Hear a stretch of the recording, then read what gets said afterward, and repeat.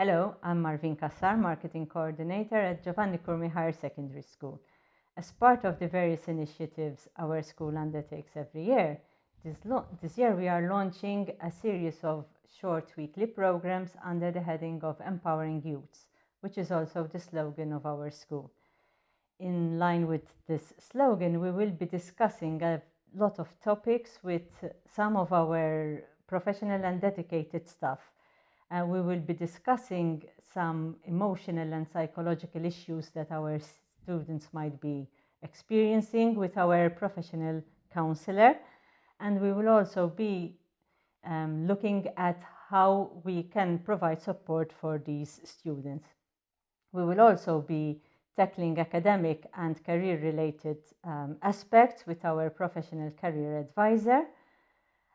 Part of the programs will also be dedicated to the various initiatives that our school undertakes to try to help students to become more effective citizens and more effective workers in the 21st century. Although these programs are made with our students in mind, I am sure that a lot of secondary school students and students in post-secondary institutions will find the topics interesting, as will also parents of and guardians of teenagers. We would love to have feedback from you, and if you want to contact us, you can do so by emailing us on gchssyouth@gmail.com. At the heart of our support services, we have our guidance and counseling team. Our school can boast the services of a professional counselor, Mr. Ryan Portelli, who is here with us today to discuss the issue of counseling. So, first of all, welcome, Ryan. Thank you. Ryan, with Ryan, we will be discussing a lot of the emotional and psychological issues that students might be facing, and we will have more than one program during the course of these sessions. And having a counselor on campus is very important and brings to mind a quote by Michelle Obama, who said, "Do not be afraid to ask for help. Nobody gets through college on their own." So Ryan, how true is this? Well, I think it's partially true. On one hand, we have students that might manage to actually get onto the college system, in our case, or post-secondary schooling, without major maybe help from the outside. They would have their group of friends that support them, their family that supports them, and that kind of works for them. On the other hand, another group of students might need some extra support. That does not mean that they have something less or different from other students. It's just we're different, and the support we need is also different. And in fact, to link with what Michelle Obama actually said over there, is that yes, some students just needs that little bit more support or different support rather than more support than other students. This is done in various ways. So throughout the whole program, we'll be discussing the different type of support, both on a personal level and on an academic level that we can give as a department. And in the case of students that need support, particularly, the counseling unit is obviously available almost all the time, every day, to support the needs of such students. Okay, so are the support services involving only students, or would teachers and parents also be roped in? Well, normally when we are working with students, it's very difficult to put the student in a vacuum. So we try to look at it more holistically. Therefore, the student is currently in a school and over that in a family system. And therefore, we can't really work with the individual unless we try to look at the whole dynamic. In fact, we know that, for example, in most cases, students are either self-referred, so they come and seek help themselves, or maybe a teacher notices some kind of behavior that is not, let's say, appropriate for some reason, or not the most effective behavior for the teenager at that point in time, and that teacher would refer the student to us, and therefore we can contact. On top of that, in most cases, our students would be passing through a time where it's not just school that is not working in the right way, or if school is not working in the right way, this is also translated in other areas of their life, and therefore with the permission of the student, because we never do that without the permission of the student. So we'll be discussing this with the student as we go along in our session. We would rope in the parents because they have a crucial role. So the time they pass at home is much more than the time they pass here with us at school. And therefore, if we need to put up a structure, if we need to create a whole support network, that can only be done by working with the individual and empowering the individual and making the individual more conscious of his own strengths. But at the same time, helping in the creation of a support structure that actually will enable the students to flourish.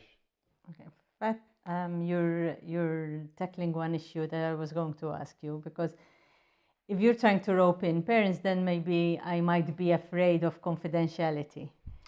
So how would you, as a student, feel safe that the confidentiality will not be kind of threatened? Yes. So let's be clear. The first thing we discuss normally in our sessions is confidentiality, because we know it's a very important topic both for the student, but also for us as professionals, and also for the general, even for the parents.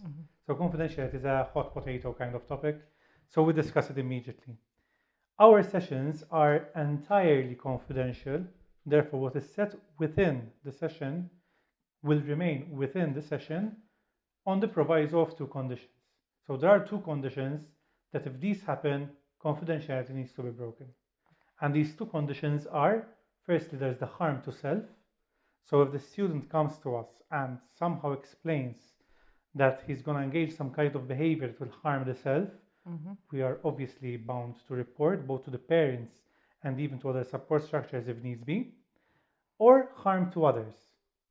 Therefore, if the student is reporting some kind of behavior that would engage the student in harming some other people. And in the same way, we have to report over there.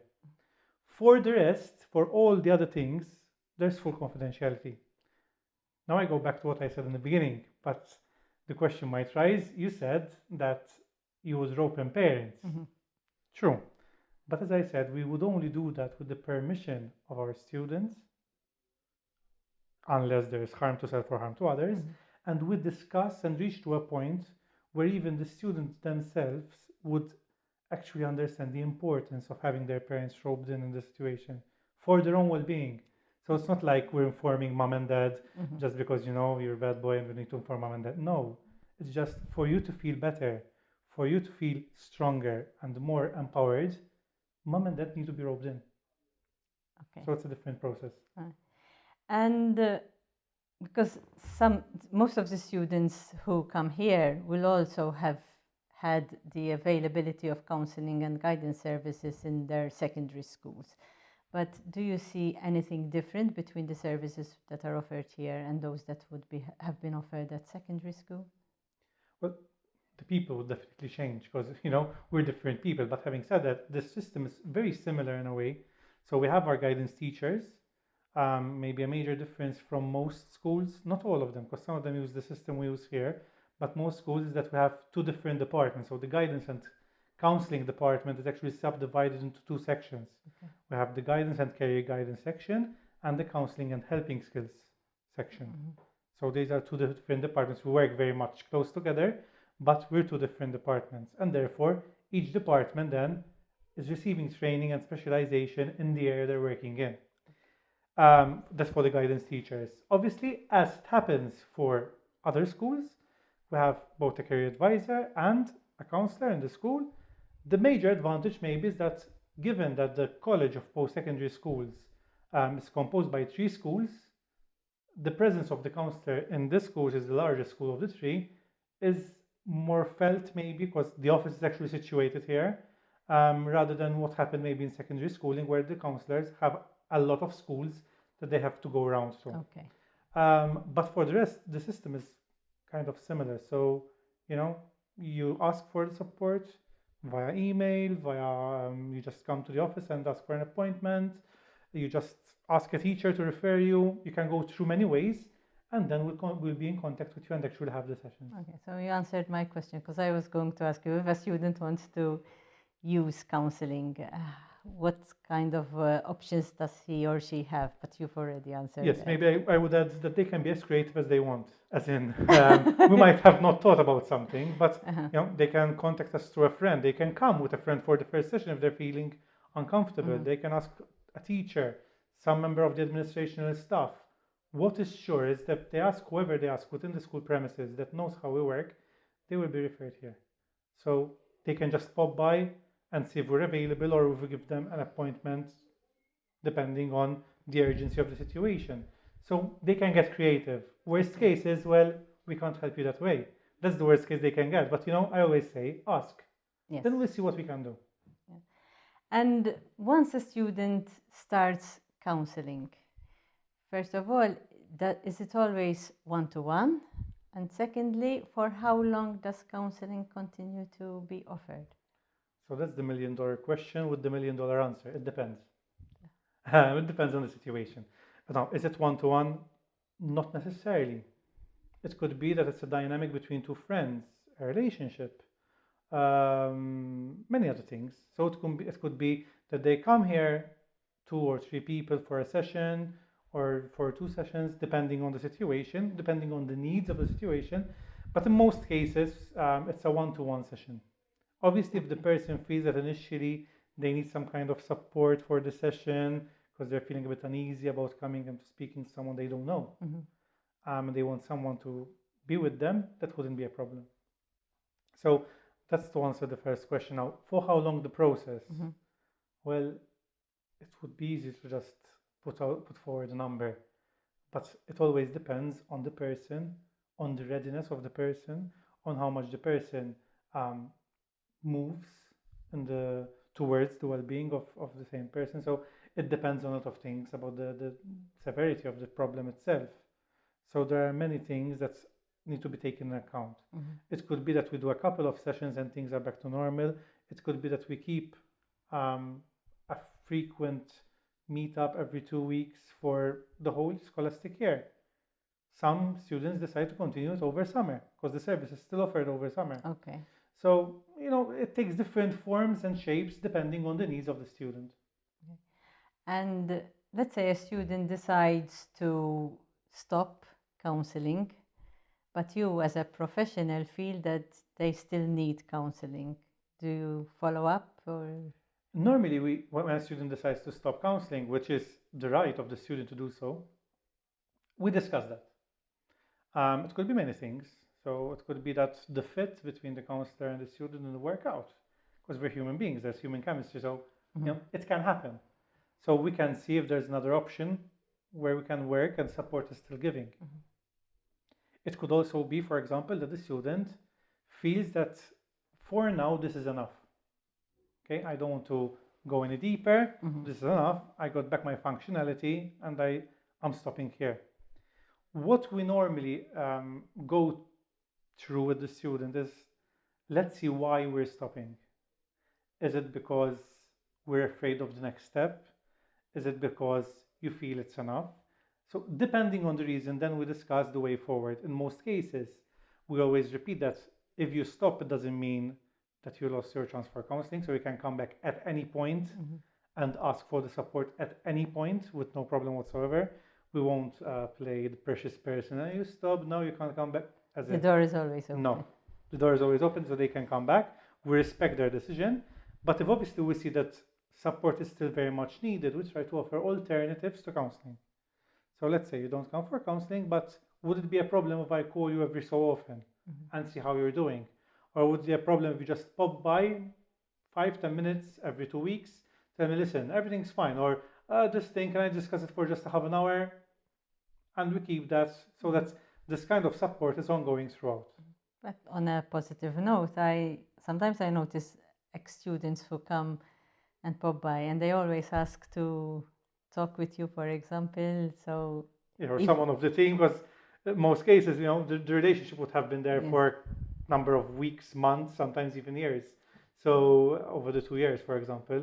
So obviously, it's like So connecting back. Yes, but it means that you would have made a difference. Hopefully, we'll try. Okay. So, is there any other issue you would like to discuss? Or? Oh, maybe one last comment is that whatever the thing that is worrying you is, speak about it. There are people here. It could be a one session and you're just fine because you just took it off your chest. It could be a process of a number of sessions, but do speak about it because it's important. If you drag it along for a number of weeks, months, sometimes years, it can only grow. Yeah. So the office is always open, as Ryan was saying, and you can also contact by email, by asking for referrals. You can be inventive in the way to communicate. So I will end this session by a quote by Eleanor Roosevelt, who said that no man can make you feel inferior without your consent. Thank you.